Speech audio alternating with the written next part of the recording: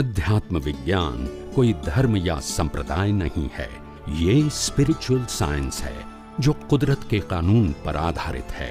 ये विज्ञान पूरे ब्रह्मांड के सभी रहस्यों को उजागर करता है और जीवन के सभी पहलुओं को समझने के लिए एक नई दृष्टि देता है। इसी को आर्ट ऑफ विजन कहते हैं, दुनिया को देखने की एक नई दृष्टि, जो अध्यात्म विज्ञानी परम पूज्य स्वामी श्री कमलेशानंद जी के निर्देशन में सनातन सत्य का अनुसंधान कर हमारे जीवन को प्रकाशित करे। जय सच्चिदानंद।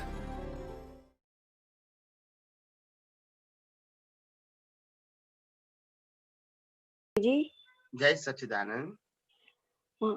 स्वामी जी, मैं ये पूछना चाहती हूँ कि जो भी हमारे शरीर को जो भी भुगतना मिलती है, बस उसको सिर्फ ये कह देने से कि ये तो शरीर भुगत रहा है, मन को दुख हो रहा है, ये कहने से हम मतलब छूट जाते हैं। फिर जैसे मान लीजिए कोई हमारा अपमान करता है या हमें दुख देता है, तो उस समय हम ये बोल दें कि ये तो बेचैनी संगीता को हो रही है, ये बेचैनी तो शरीर को हो रही है, शरीर भुगत रहा है, मैं नहीं, मैं तो शुद्ध आत्मा हूँ। और ये जो भी भुगतना मुझे मिली है, ये तो कुदरती अवस्था के अधीन मिली है और मैं शुद्ध आत्मा हूँ।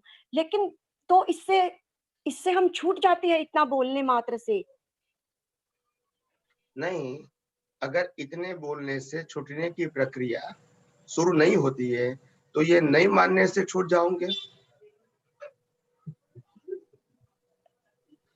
नहीं, नहीं छूट सकते हैं। नहीं मानने से भी छूटोगे, नहीं मानने से भी नहीं छूटोगे, तो और कौन सा रास्ता है? नहीं, मैं ये पूछना चाह रही हूँ कि दुख सुख तो शरीर को भुगतना ही पड़ता है ना, मतलब और शरीर क्यों मिला है? दुख भुगतने के लिए ही। तो फिर प्रश्न क्यों हुआ? नहीं, मुझे शरीर मिला दुख भुगतने के लिए, और प्रश्न है कि शरीर को दुख मिलता है, तो प्रश्न करने का मतलब क्या रहा? जब रोल ही उसका ये है तो फिर प्रश्न का मतलब क्या रहा? नहीं, रोल समझते हैं ना? हाँ जी।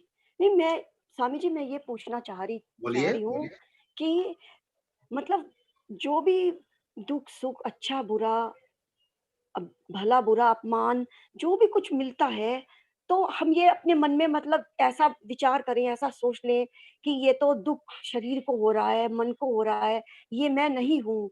तो तो मतलब इतना कहने से मतलब हमारी दृष्टि में जो उपयोग है, वो दृष्टि का जो पुरुषार्थ है, वो हो जाता है पूरा? मैं ये पूछना चाहती हूँ। वही मैं कहता हूँ कि वास्तव में हमारी दृष्टि ही तो परिपक्व करना है।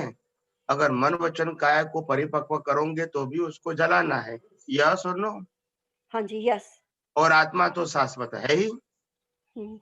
तो फिर पक्का किसको करना पड़ेगा? शरीर को, प्रतिष्ठित आत्मा को, या परमात्मा को? किसको पक्का करना पड़ेगा?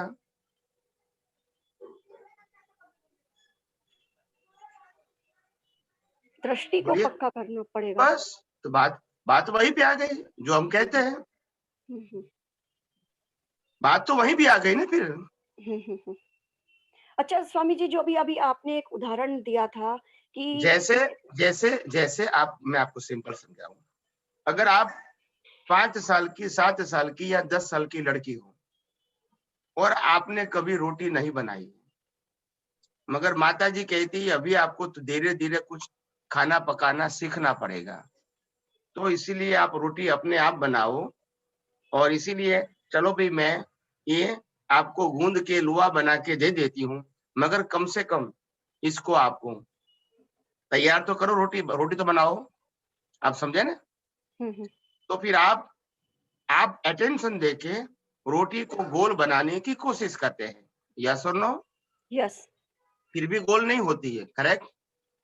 यस। ऐसे 25-50 बार करोगे विथ अटेंशन तो भी गोल नहीं होगी, परफेक्ट हुँ, जिसको बोलते हैं। हुँ, हुँ। जी स्वामी जी। मगर मगर 100-200 बार प्रयास करते रहोगे तो धीरे धीरे परफेक्ट हो जाएंगे, करेक्ट? हुँ, जी। हाँ जी। उसके बाद 200 के बाद 201 बार बातें करते रहोगे, ध्यान नहीं दोगे तो भी परफेक्ट होगी। ऐसा क्यों? क्योंकि उसका बताइए। अभ्यास क्योंकि उसका हमें अभ्यास हो गया है। तो यहाँ किसकी जरूरत है? अभ्यास की, अभी उपयोग आपको की। सेट हो गया, आंसर सेट हो गया। हाँ जी, सेट हो गया। फिर आप कहोगे मैं पहली बार अभ्यास करूंगा तो हो जाएगा, ये आपका प्रश्न है। हुँ, हुँ, हुँ। ठीक है स्वामी नहीं जी। तो और कोई रास्ता है, और कोई रास्ता है? नहीं, नहीं, मैं कहूंगा कि आप रोटी परफेक्ट बनाओ, फिर मैं कहूंगा आपको अभ्यास नहीं करना है, इज इट पॉसिबल? नहीं, तो यहाँ मैं विज्ञान में ये कहता हूँ, विज्ञान उपयोग करते रहो, धीरे धीरे परफेक्ट होंगे। मगर मैं कहूंगा पहले से परफेक्ट हो जाओ, तो पॉसिबल है? नहीं।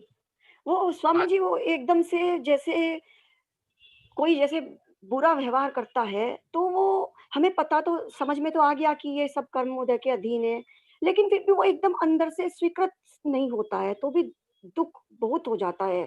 तो मतलब अंदर से वो स्वीकार नहीं हो पाता है पूरी तरीके से। नहीं, अगर आपने कहा अंदर अंदर से, क्योंकि हमारी गलती नहीं है ऐसा लगता है, और इसीलिए आज मतलब आज हमारी गलती नहीं है, फिर भी ये भुगतान करना पड़ता है, तो अंदर से स्वीकार नहीं होता है। मैं हुँ, आपकी बात को मानता हूँ, हुँ। मगर आपके पास 2 ऑप्शन है, स्वीकार न करने से बेनिफिट और स्वीकार करने से बेनिफिट, तो आप क्या कहोगे? स्वीकार करने से ही बेनिफिट होगा। दैट्स इट, और कोई रास्ता है तो बताइए? नहीं। तो आप कहोगे कि नहीं करना है, तो भी हुँ। बेनिफिट नहीं है फिर।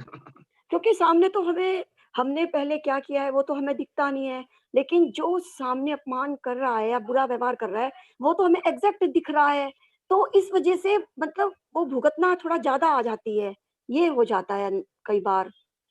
मैं आपकी बात को स्वीकार करता हूँ। हुँ, जब हम जमीन के नीचे हुँ, थौरिया समझता है?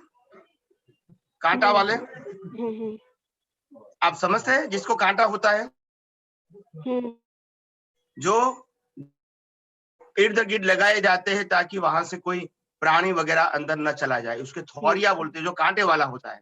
हुँ, तो इनका बीज तो पहले जमीन में डालते हैं, फिर बाद में उसपे मिट्टी आ जाती है तो वो दिखता नहीं है। हुँ, मगर जब पानी मिलने से, हवा मिलने से, वातावरण से वो बाहर निकलता है, तब मालूम हुँ, होता है कि ये तो थौरिया काँटा वाला निकल गया। हुँ। तो बिना बीज निकलेगा? नहीं, नहीं निकलेगा। हाँ, ऐसे हमको कर्म फल मिला है, तो क्या बिना हुँ, बिना बीज कर्म फल हो सकता है? बिना कर्म कर्म फल हो सकता है? नहीं, नहीं हो सकता है। मगर दिखता नहीं का मतलब क्या है? हुँ।